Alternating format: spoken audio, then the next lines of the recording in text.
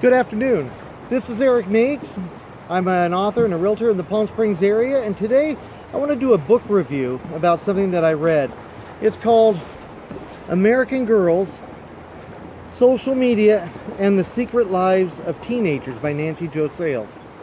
I got to tell you, when I first picked up this book, I wasn't entirely sure how good it was going to be, but it has turned out to be one of the most interesting reads that I have read in any sort of recent history. Now, I'm not a stalker or anything. I'm not looking to figure out how to pick up on teenage girls. I've got 4 daughters. I'm an American dad who's looking for ways to better communicate with my teenage sons and my daughters, the oldest of which is 12 and is about to become a teenager and is dying to have a cell phone and better internet access. Now, I have a lot of fears about that as a parent, and many of them I have found to be true and reinforced in this book. But regardless of what decisions and what freedoms I end up giving her, I believe that now I will be able to better keep tabs on what my daughter might be doing and how other people out there in the world are interacting with her. So it's something that personally I found very good, and I would recommend for any parent out there to read, because I'm going to hit on some of the key aspects of this book as I talk about it. And by the way, before I do, I am at the Palm Springs Swim Center today. So it's a beautiful sunny day in Palm Springs, probably close to 90 degrees. Wish I was in the pool instead of sitting here talking in the sunshine, but I've got an important thing here I want to talk about, and I'm picking up my son from swim practice. So I figured, what a better place with a beautiful backdrop on such a beautiful day here in Palm Springs to talk about such an important topic.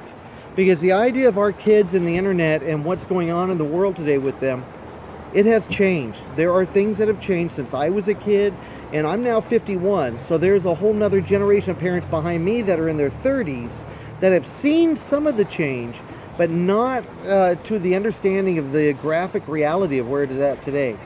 Let's start with a girl who's 13. Now, this book does, by Nancy Jo Sales, and the secret lives of the teenagers that might be affected at that junior high school level. 13 and 14-year-old girls that have cell phones, and they're starting to form cliques, because girls have certain identities, and that part has been going on for generations now. But because of these phones, they can talk in their own little private circles, and share secrets, usually about boys, sometimes about fashion or what's going on with celebrities of their celebrities of their choice. But boys are a big part of girls' lives. Let's not kid each other. So 13 and 14-year-old girls, would you be surprised as a parent to find out that there are older boys than this 13 and 14-year-old girls that are hitting up the girls for nude pictures of them so that they can then be shared around amongst the boys, kind of like when I was a kid, baseball cards or comic books would be traded around. But now that's not cool enough.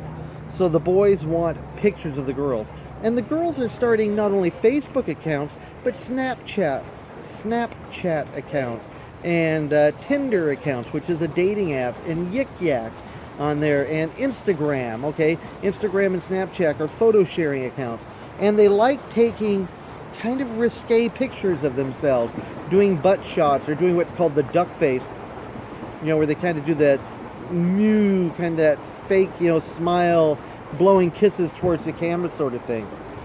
Also, something that's interesting is that 13 and 14 years old, and as we go into the 15-year-olds too, the boys especially are watching a lot of porn online. They've got their phones, they're doing it in class when they can, and this is making the boys be more desirable and pushy towards sex with the girls.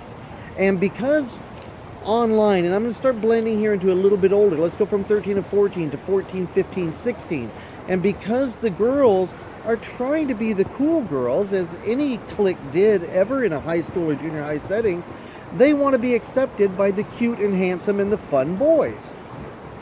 Those boys are able to shop girls so fast for who's willing to do something with them. It's called hooking up, and it's a hookup society where if the girl's not willing to at least make out and maybe even have sex, she's looked on as a prude and made fun of by the boys, which then the other girls who want to be admired by those same boys start making fun of the girl who wouldn't do it.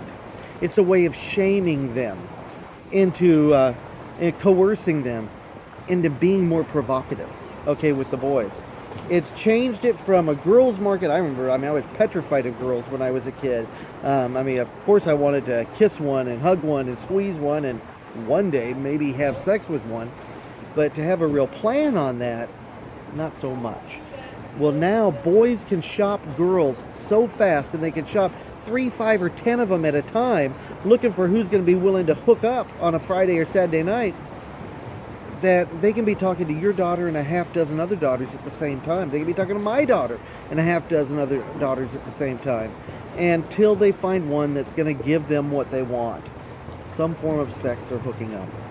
It's shocking, okay, what's going on with the youth of today and what they're using these apps for, and and most parents are not aware. Most parents think it's cute that their daughter's wearing sexy short shorts, a halter top, a bustier or something like that. It's really changed, okay, what's going on. I want to think that my daughters have the same morals and the same foibles and the same shortcomings and highlights of their lives that I had when I was a kid, but it's not. They're getting hit on to take it to another level. Okay, so now let's go from the 14, 15-year-olds, and now we're up to the 16, 17-year-olds. Kids have cars. They've got friends who have cars. They're being invited to parties on Saturday night, Friday night, maybe even on a weeknight if somebody's parent is out of town. Okay, and definitely they want to go to school dances and other events, football games, things like that. More and more they're being hit on. Now the girls have earned reputations. Okay, the ones that are willing to go and do the stuff the boys want, they've taken the pictures, the nudes are being shared around. This is where we've heard as an American society about some girls that have been embarrassed by cyberbullying because a picture of them has been taken out of context, possibly and probably for a boy that they thought they were in love with. They thought it was their first love, and so they shared a tender moment, something of themselves that nobody should ever see except that one boy who they thought was their true love. But unfortunately, love didn't last. And when it didn't, either the boy shared it on one of these Instagram accounts, because they have pages where, like, everybody at a certain school is called slut shaming, where they post these pictures of the girls doing something they shouldn't have been doing and are embarrassed to unless they were in a very private moment. Well, those pictures get shared and everybody at school now knows. It's a horrible situation. It's cyberbullying. And it's why some girls commit suicide, why some girls cut themselves with razors, why they're embarrassed to go back to school, why some parents might be encouraged to change schools for the kids. And schools and police departments across the country are baffled by this. They don't know what to do, because who wants to accuse a 16-year-old of possessing child pornography when all they did was post one picture of a person? It's like the laws don't fit the crime, and yet there is a crime, and the punishment to the victim is huge for what does to it. That girl might never recover.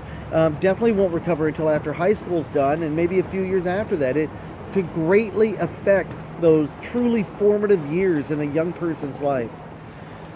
It's a shame. Boys are looked at as savage, okay, when they do this sort of thing, when they're dating multiple girls or at least texting multiple girls at one time, doing these horrible pictures of them online. They're called savage or fuck boys or other names like this. I'm sorry, there's more of them in the book. I just can't remember them all off my name. Boys wear these names proudly amongst their friends. They try to earn good demerits and attaboys and high fives from their buddies for the amount of girls they can have sex with. I mean, nothing new there, okay, in the world of being a young man, but the ability to harvest, okay, or to create a harem of girls that they can go out with is just almost incalculable for a boy with some stealth and a whole lot of game. But the truth is, they've taken being two-faced to such an extraordinary level that it's really unfair on the girls. I can feel that, especially as a dad of some girls that are going to be coming into their own in the next few years. Gosh, I mean, I can't imagine how I would feel. How I would want to just throttle the neck of one of those boys who just made my daughter another notch on the bedpost, and he's got hundreds. You know, they talk about numbers that are between 10 and 50 for a lot of the boys. I mean, I just can't believe it. I mean, most of the guys I knew didn't even have sex during high school as much as they wanted it. You know, if they had it once or twice, it was a rarity. And I can't remember anybody ever truly slut-shaming a girl for doing it. I mean, if anything, you were embarrassed, but you probably thought of that person as a special person. Okay, if they did that for you. Not the world we're in today. Now they're just next, next, next. You won't swipe their name off it. Swipe their name off it. Let's text somebody else. Oh, hey, how about you? You want to hook up? That's the life of a lot of teenagers these days. It's so severe that by the time they're in high school, the chance of collecting an STD is huge. Okay? Teenage pregnancy is down, even with an increase in teenage sex, because condoms are so common these days on campus. But STDs have increased. It's become to the point that boys don't even ask girls out for dates in the same way that we used to. Dating is uncommon anymore. They might go out in a group knowing that one or two of them are going to hook up out of the group, but it's not really a date. Nobody says, hey, I like you, I'd like to go out with you, would you like to go to a movie with me sometime? Those days are gone. Okay, it's like, hey, me and my buddies are going out tonight to a movie, you want to hook up after? Catch you at 11. What? I mean, that's the reality of the life with teens these days. So, by the time, and let's move forward just another couple years, 18, 19 years old. Let's get them graduating high school, maybe into their first year of college or into a career or whatever their future is after high school. Hopefully it's college. By that point, girls are so jaded with boys that the chance of them getting into a serious relationship, which they want more and more, they want the boy who's going to give them that personal relationship. They want that one-on-one commitment. But the boys are so ingrained in their pornography lifestyle and just flipping through chicks that the chance of them really finding it has dropped exponentially. It's a shame. Okay, it's I mean, more power to the girl that can keep her legs closed and be a fun girl, but not have to have sex. But the pressure on them to become that girl is very slim. Probably one of my most negative book reviews that I've done, but remember, I'm talking about American Girls, Social Media, and the Secret Lives of Teenagers by Nancy Jo Sales.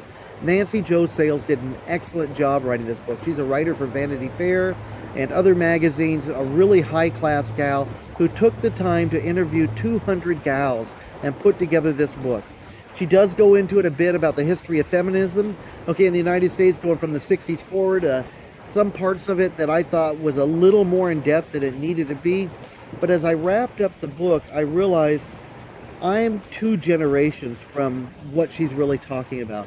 The generations of the 30-somethings and maybe even the young 40-somethings don't know the history of feminism like I do, who grew up in the 70s and through the 80s. So kudos to Nancy Jo Sales. A job well done. Really a must-read for parents everywhere. I hope you enjoyed this book review. What a beautiful day in Palm Springs.